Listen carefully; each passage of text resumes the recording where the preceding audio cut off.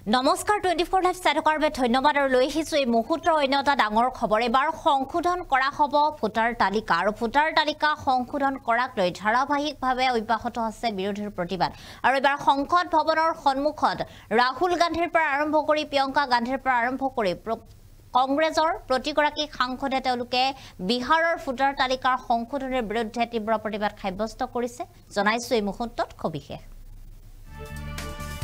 আমি জনাইছো এই মুহূৰ্তত অন্য এটা ডাঙৰ খবৰ সংসদৰ বৰ্ষাকালীন অধিৱেশনত অব্যাহত আছে বিৰোধীৰ প্ৰতিবাদ বিৰোধীয়ে ধাৰাবাহিকভাৱে প্ৰতিবাদ অব্যাহত ৰাখিছে আৰু বিহাৰৰ ভোটাৰ তালিকাৰ বিশেষ সংশোধনৰ বিৰোধিতা কৰিছে বিৰোধীয়ে এছআইআৰ গণতন্ত্ৰৰ ওপৰত আক্ৰমণ আখ্যা বিৰোধীৰ সাংসদৰ আৰু বিৰোধী সাংসদসকলে হাতে হাতে প্লে কাৰ্ড লৈ জনাইছে প্ৰতিবাদ আজিৰ দিনটো তেওঁলোকে ধাৰাবাহিকভাৱে প্ৰতিবাদ অব্যাহত ৰাখিছে এছআইআৰ লোকতন্ত্ৰ পৰ বা এনেদৰে তেওঁলোকে এখন ডাঙৰ প্লে কাৰ্ড বনাই হাতে হাতে বিভিন্ন ধৰণৰ প্লে কাৰ্ড লৈ তেওঁলোকে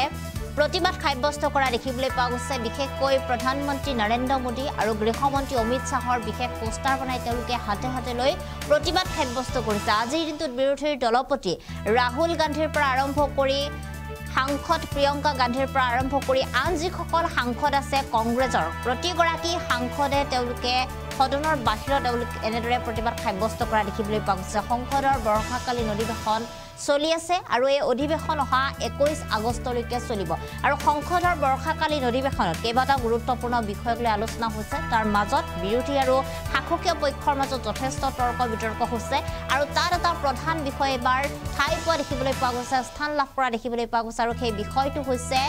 ভোটাৰ তালিকা আৰু এবাৰ বিহাৰৰ ভোটাৰ তালিকাৰ বিশেষ সংশোধনী কৰা হ'ব যি ভোটাৰ তালিকা সংশোধনী কৰাৰ পিছত প্ৰায় লাখ লাখ ভোটাৰৰ নাম তাৰ পৰা কৰ্তন হ'ব বুলি ইতিমধ্যে চৰ্চা চলিছে আৰু এনে ধৰণৰ ভোটাৰ তালিকাৰ সংশোধনৰ বিৰুদ্ধে বিৰোধীয়ে ধাৰাবাহিকভাৱে প্ৰতিবাদ কৰি আছে আৰু তেওঁলোকে এছআইআৰ গণতন্ত্ৰৰ ওপৰত আক্ৰমণ কৰিছে বুলি আখ্যা প্ৰকাশ কৰিছে আৰু ইয়াৰ লগতে নিৰ্বাচন আয়োগকো তেওঁলোকে চৰকাৰৰ তলতীয়া হৈ কাম কৰিছে বুলি প্ৰতিবাদ সাব্যস্ত কৰিছে ধাৰাবাহিকভাৱে তেওঁলোকে প্ৰতিবাদ সাব্যস্ত কৰা দেখিবলৈ পোৱা গৈছে আৰু ইতিমধ্যে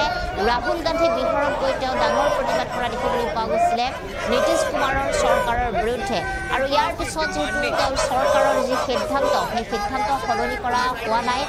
বিহাৰকে আৰম্ভ কৰি কেইবাখনো ঠাইত অসমৰ কথা উল্লেখ কৰা দেখিবলৈ পোৱা গৈছিল য'ত যিসমূহ ভোটাৰ তালিকা আছে বিভিন্ন লোকসকলৰ সেই লোকসকলৰ ভোটাৰ তালিকাৰ সংশোধন কৰা হ'ব কিয়নো অবৈধভাৱে বহু লোক তাত সোমাই থকাৰ সন্দেহ প্ৰকাশ কৰা হৈছে তেওঁলোকে এনআৰচিত এটা ভুৱা প্ৰক্ৰিয়াৰ জৰিয়তে নিজৰ নাম তাত তেওঁলোকে সন্নিৱিষ্ট কৰিছে এনেধৰণৰ বহু চৰ্চা চলি আছে আৰু এই তথ্য আচলতে কিমান দূৰ সত্য ইয়াক লৈ চৰকাৰৰ তৰফৰ পৰা পুনৰ যি